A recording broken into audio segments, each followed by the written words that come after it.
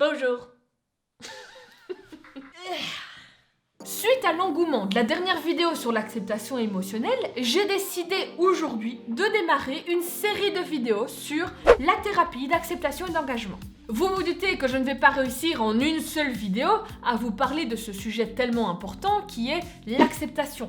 Donc il y aura ici une série de vidéos qui permettront d'approfondir le plus possible ce thème de l'acceptation. Cette thérapie, cette réflexion, ce travail, peu importe, est adapté pour les personnes qui souhaitent accepter leurs émotions, accepter leur corps quand on parle d'alimentation, mais c'est aussi très bien pour les personnes qui ont des douleurs chroniques, du stress, des troubles anxieux, une dépression, etc.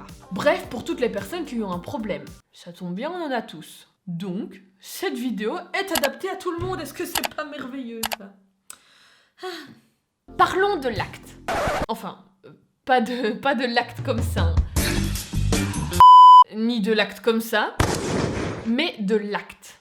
La thérapie d'acceptation et de l'engagement fait partie des thérapies cognitivo-comportementales de troisième vague, tout comme la pleine conscience. Petit moment chiant avec des termes scientifiques compliqués, terminé. C'est pas compliqué d'avoir l'air d'être une psy qualifiée. Le mot me fait penser à psychanalyste, mais c'est psychalifié. Psychalifié.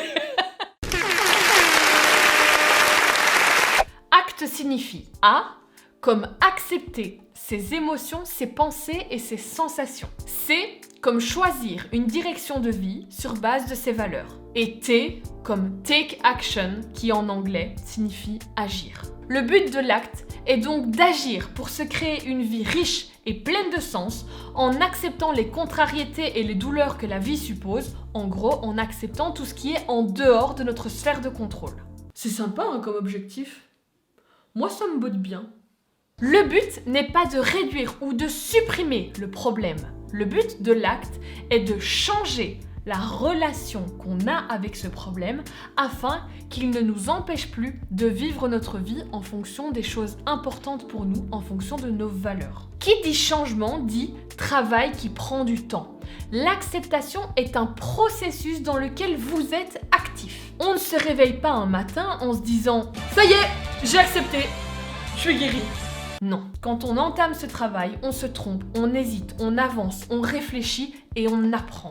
Parlons de votre problème, quoi qu'il soit. Anxiété, dépression, culpabilité, kilos en trop, mal-être corporel. Je viens de me faire un grand beaucoup. Ce qui est sûr, c'est que c'est une souffrance. Et la souffrance est un sentiment universel qu'il est tout à fait normal de vouloir supprimer parce qu'on n'a pas été programmé pour souffrir en permanence à la base. Vas-y, fais-moi mal! Oh, j'adore! Voilà. Si je vous demande de lire ceci, simplement de lire, vous voyez qu'automatiquement, votre cerveau est programmé en mode résolution de problème. Lorsque nous avons des situations, des pensées, des émotions, des sensations qui posent problème, notre cerveau cherchera donc automatiquement à les contrôler, à les solutionner, à les supprimer. Mais pouvons-nous les contrôler? C'est là qu'est le problème, justement. Prenons nos pensées, par exemple. Je vous demande de ne pas penser à un éléphant rose avec des grandes lunettes noires. Raté. Prenons nos sensations physiques. Je vous tape la main dans le feu et je vous demande de ne pas avoir mal. Raté. Et prenons nos émotions. Je mets à votre doigt un capteur de stress et je vous mets dans l'eau face à un requin. Je vous dis, tant que vous êtes calme, tout va bien se passer. Par contre, si je vois une once de stress, eh bien tu te fais bouffer. Est-ce que vous êtes capable de ne pas stresser? Non. Bouffer. Nous n'avons aucun contrôle sur nos pensées, nos émotions, nos sensations, mais aussi sur les conditions météorologiques, sur ce que les autres pensent, sur ce que les autres font, etc. Et le pire, c'est que la règle du monde intérieur, c'est ça. Plus vous cherchez à ne pas penser ou à ne pas ressentir, plus vous penserez ou plus vous ressentirez cette chose. Effet boomerang dans ta gueule! Plus tu cherches à t'en débarrasser, plus tu l'auras. Plus je veux à tout prix arrêter de détester mon corps, plus je vois ses défauts. Plus vous voulez éviter de ressentir une douleur physique, plus elle restera. Vas-y, fais-moi mal! En gros, plus vous cherchez à contrôler votre état intérieur, pire c'est parce que vous n'avez aucun contrôle dessus. La seule chose dans toute votre vie dont vous avez entièrement le contrôle, c'est vos paroles et vos comportements. Écoutez bien ces mots. Peu importe votre état intérieur, vos pensées, vos émotions, vos sensations, vous pouvez faire ce que vous voulez. Notre problème, être humain, c'est que quand on a peur, on reste coincé, on se cache et après, on vient se plaindre qu'on rate des expériences. Notre problème, c'est que quand on est triste, on reste dans le canapé et après, on se plaint d'être déprimé dans le canapé. Notre problème, c'est que quand on est en colère, apparemment, on est obligé de crier et après, on regrette nos paroles. Voilà.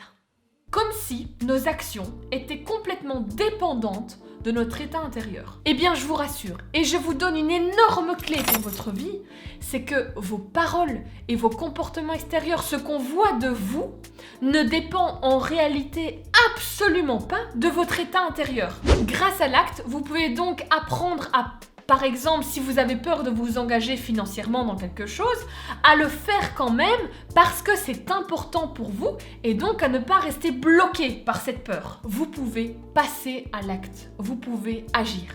Ayons comme état d'esprit d'agir de l'extérieur vers l'intérieur. N'attendez pas que votre état intérieur soit sous contrôle pour agir et pour faire les choses qui sont importantes pour vous. Mais si on ne peut pas supprimer notre problème qui est en dehors de notre zone de contrôle, comme par exemple le fait qu'on déteste notre corps, qu'on a trop de stress, etc., qu'est-ce qu'on peut faire? Eh bien, dirigeons-nous vers nos valeurs avec nos pensées, nos émotions et nos sensations. Et on verra comment faire au prochain épisode. Effet boomerang dans ta gueule. Rendez-vous dans les prochaines vidéos.